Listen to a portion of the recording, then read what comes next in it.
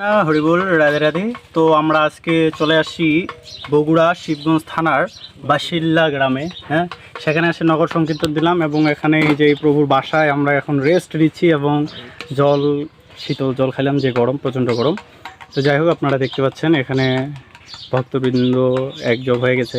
তো আমরা সবাই মিলে এখন শ্রী চৈতন্য মহাপ্রভু যে আসলে নাম দিয়ে গেছে সেটা সবাই উচ্চারণ করবো। হ্যাঁ, আমি আগে আগে, আপনারা পরে পরে, সবাই দুই হাত উপরে। জয় শ্রীকৃষ্ণ চৈতন্য প্রভু নিত্যানন্দ